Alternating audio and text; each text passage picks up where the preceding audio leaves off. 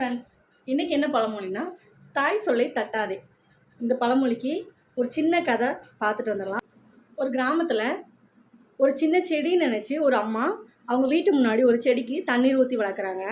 அந்த செடி என்ன செடியாக இருந்திருக்குன்னா வேப்ப மரமாக இருந்திருக்கு.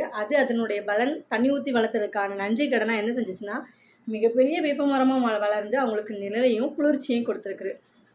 அந்த அம்மா என்ன பண்ணுவாங்கன்னா அந்த மரத்தில் வாழும் காகங்களுக்கெல்லாம் தினமும் சாதம் வைப்பாங்களாம். அந்த சாதத்தை சாப்பிட்டு அந்த காகங்கள்லாம் ரொம்பவே சந்தோஷமாக அந்த மரத்தில் இயற்கையில் ரொம்ப சந்தோஷமாக வாழ்ந்துட்டு வந்திருக்காங்க. அப்படி ஒரு கூட்டில் ஒரு காகம், தாய் காகமும் தந்தை காகமும் இருந்திருக்கு. அந்த கூட்டில் முட்டையிட்டு அடைக்காத்து குஞ்சுகள் பிடிச்சிருக்கு. காகம் குஞ்சுகள் பொறிச்சிருக்காங்க. அந்த குஞ்சு காகம்லாம் கொஞ்ச நாளில் கொஞ்சம் கொஞ்சமாக பெருசாக வளர ஆரம்பிச்சிட்டாங்க.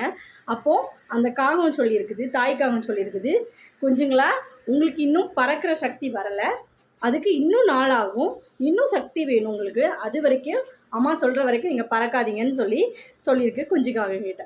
இந்த குஞ்சு காகங்கள் சரி அம்மா அப்படின்னு சொல்லி கேட்டிருக்கு.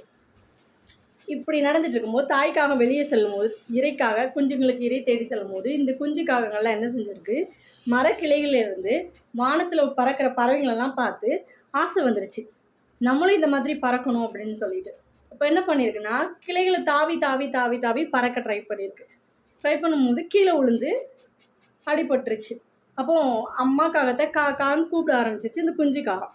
அம்மாக்காக உடனே வந்து நிறைய சத்தம் போட்டு எல்லா காகத்தையும் கூப்பிடையும் அந்த வீட்டுக்கு அந்த மரத்துக்கு கீழே ஒரு அம்மா இருக்காங்கன்னு சொன்னேன்ல, அந்த அம்மா என்ன பண்ணியிருக்காங்க, காகத்தை வந்து பார்த்துருக்காங்க, தூக்கி கிளையில் வச்சுருக்காங்க. அந்த கிளையிலேருந்து கூட்டுக்கு போயிடுச்சு அந்த குஞ்சு காகம்.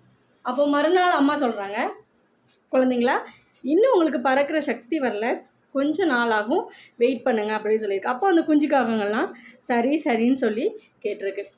அம்மாக்காக வெளியில் போனப்போ இந்த இன்னொரு குஞ்சு காகம் சொல்லியிருக்கு, இன்றைக்கும் நம்ம போய் பறக்கலாம், இன்றைக்கி நம்ம கண்டிப்பாக ஆனால் பறந்துடலாம் அப்படின்னு சொல்லியிருக்கு. அப்போ மற்ற குஞ்சுக்காகலாம் சொல்லியிருக்கு, அம்மா சொன்னாங்க, அம்மா சொல்ல தட்ட வேணாம் அப்படின்னு சொல்லியிருக்கு.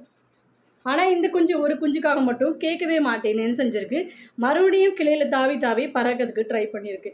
இந்த முறை என்ன பண்ணிருச்சுன்னா கீழே கழிவு நீர் ஓடிட்டுருக்குள்ள அந்த நீருக்குள்ளே அந்த குஞ்சுக்காக விழுந்துருச்சு.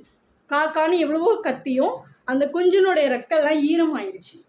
அதாவது பறக்கிறதுக்கு மேலவும் வர முடியல, அதால் என்ன பண்ண முடியல, கொஞ்சம் கூட சத்தமும் போட முடியாமல் அந்த கழிவு நீர் வாய்க்காலே இறந்து போயிடுச்சு. அப்போ என்ன பண்ணுறாங்கன்னா மற்ற குஞ்சுக்காகலாம் அழ ஆரம்பிச்சிருச்சு. அப்போ தாய்க்காக சொல்லுது, அம்மா எத்தனையோ டைம் நீ சொன்னேன், நீங்கள் யாருமே கேட்க மாட்டேங்கிங்க அப்படின்னு சொல்லிச்சு. அப்போ நம்ம இதுலேருந்து என்ன கற்றுக்குறோன்னா, அம்மா சொல்கிறது எப்பவுமே கெட்டதுக்கு இருக்காது, நல்லதுக்காக தான் இருக்கும். தாய் சொல்லை தட்டாதே அப்படிங்கிற பழமொழிக்கு இதுதான் அருமையான கதை. இதை பார்த்துட்ருக்க நீங்கள் யாராவது உங்கள் அம்மா அப்பா சொல்ல தட்டியிருந்தீங்கன்னா இனிமேல் தட்டாதீங்க, அம்மா அப்பா சொல்ல கேளுங்க. அம்மா எப்பவுமே நம்ம நல்லதுக்காக தான் சொல்லுவாங்க. அடுத்து ஒரு பழமொழியில் ஒரு சின்ன கதையோடு வரேன். டாட்டா பாய்.